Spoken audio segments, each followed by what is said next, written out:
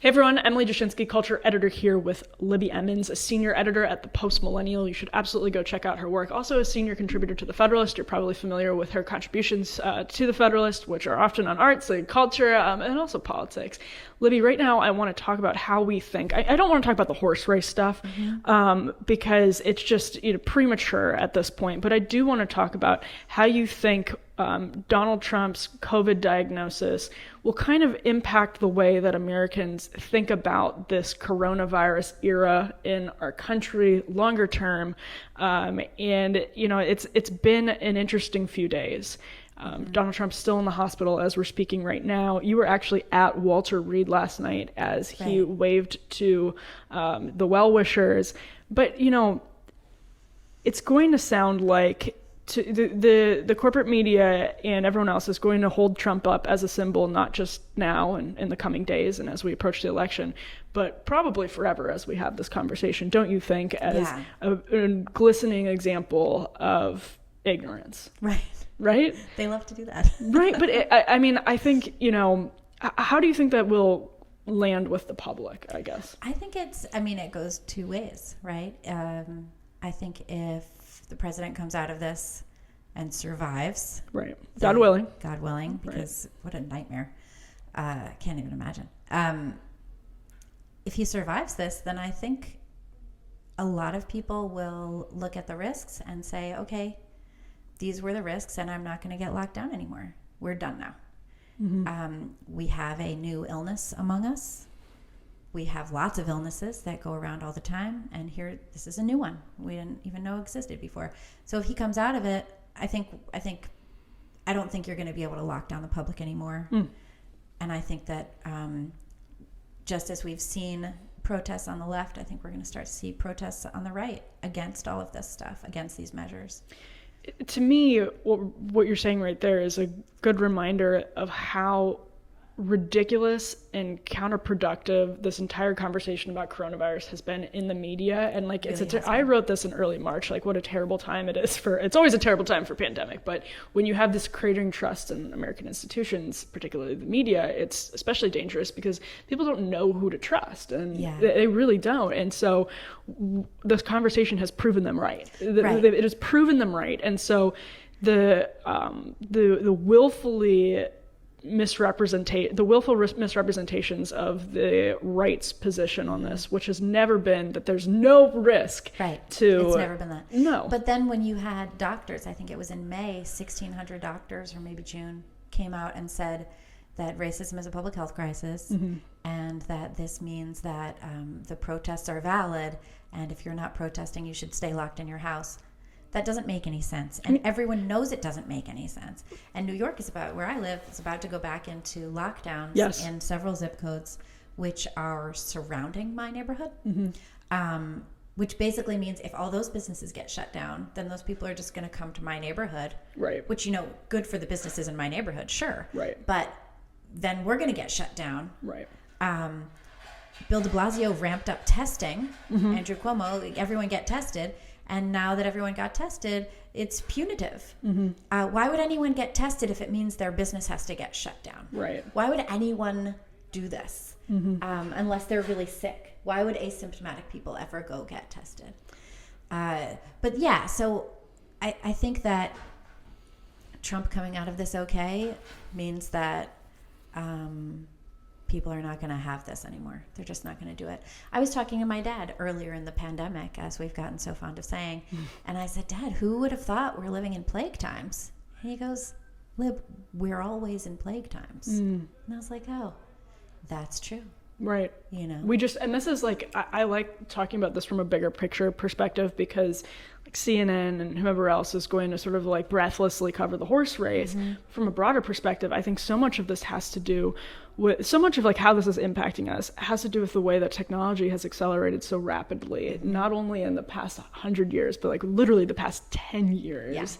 And we are always living in plague times, but we've really learned to cushion ourselves and to distance ourselves from so much of the pain of life that people lived with literally forever until very in the sweep of human history until relatively recently. And we're still grappling with that. But it feels, we're so spoiled, right? Like we're so spoiled that we feel like we want to be in bubbles. And that's to your point about how this will land with the public. I think it is sort of pushing a lot of people away from the government and saying, like, why are you treating us so unfairly? Right. What are these power grabs? But I'm also concerned that there's been a reaction with a lot of people, which is that, please, government, step in and keep me safe from all risk. Right. 100% of the time. I don't think that's a good move. But I think that's really happening with some people. So I think people are really conditioned to... I have friends who haven't left the house since March. That's crazy. And I've been doing a little bit of traveling recently, not a ton, but a little bit for work. And they're telling me, like, don't go, tell them you can't go. And I'm like, right. but I want to leave town. Yeah. Yeah. I don't want to stay home anymore. But that's like, it's like 100% of the risk. And like people used to talk about my generation, the millennial generation, everyone gets a trophy generation as the bubble kids. And right. that's something that's been used in more than one generation. Right. But the Zoomers, they actually really are taking less risks statistically, less likely to use drugs, less likely to have sex at an early age, less likely to do X, Y, and Z. And I honestly think that sort of coincides with this coronavirus era in which think so too. I think as conservatives, looking at some of the polling, people have been shocked to see the support for government control and government power grabs. It's like, well, no, actually, we've really been conditioned to want that and to hate risk. This has been predicted. E.M. Forster wrote this amazing novella called The Machine Stops, I think in 1918. And basically everybody lives alone in their little house, in their little apartment. The machine provides everything that they need. They meet people online and have relationships with them, but like really only to have a baby, and then they split up and they never see each other again, and the baby gets raised separately. And you interface with all of your friends through the screen. And you give lectures through the screen. And there's this amazing moment when the lead character, her name is Vashti, and she talks about, she likes music, right? So she's listening to a symphony, and the story, Forrester writes that there was a blip in the symphony. And when she first heard the symphony with the blip, she was disappointed and she was upset about it. And now she wouldn't recognize the symphony without it. That's amazing. And you can talk to musicians about exactly that, which is the more that we automate our music recording, the less human it is. The more that we're using computers to have precise beats, which is easy and flawless, it takes the humanity out of music. That's a really interesting sort of bridge back to this conversation about Trump longer term, because I think he is a symbol of risk, and it becomes a Rorschach test between like people who hate risk and are increasingly disgusted by the concept of risk, and people who accept it as part of their lives. And this is like really the central issue of coronavirus. Yeah, it's almost like all of the Trump supporters going to these rallies are expressing their thrill seeker side. Well, and it's like, but the people who are going to the BLM rallies, on the other hand, have been convinced that it's a medical necessity, which is like actually the line that some doctors have used. Yeah.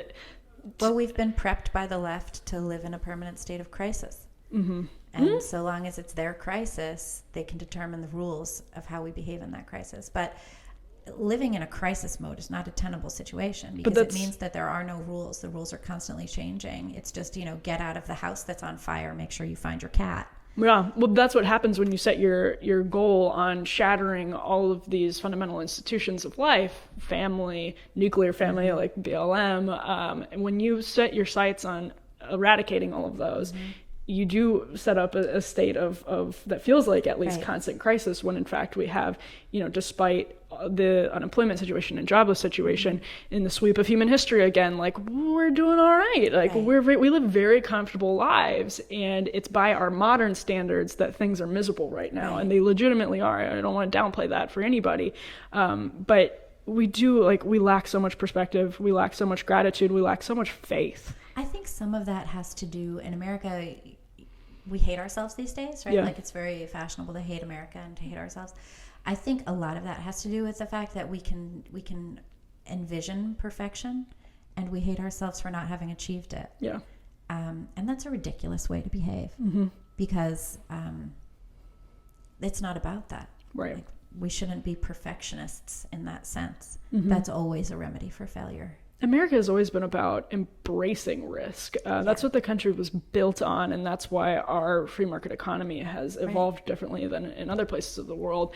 And, that's what creates the American idiot trope that I think is going to be recycled in this upcoming Borat sequel, which, by the way, I'm so excited. I think Borat is one of the funniest movies I've ever seen.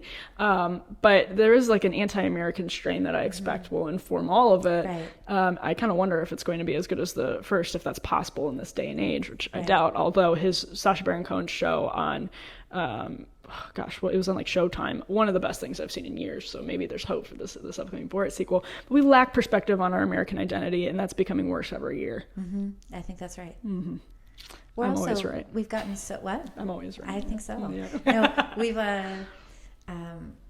we've gotten to a point where we value a prospective outcome more than the process of getting there, and that's a complete mistake. There is only process. There is no end. Mm-hmm. Trying to push to the perfect outcome is meaningless if we get there by squandering talent and rights and all of that stuff. That's a really good point. The ends actually do not justify the means. Try explaining that to somebody on the left. Yeah. The Libby, left they're Machiavellian, apparently. Well, yeah, I mean... How did we get there? That's crazy. This is a question that you are actively helping answer at the Post Millennial, at the Federalist. Make sure to subscribe and like while you're here.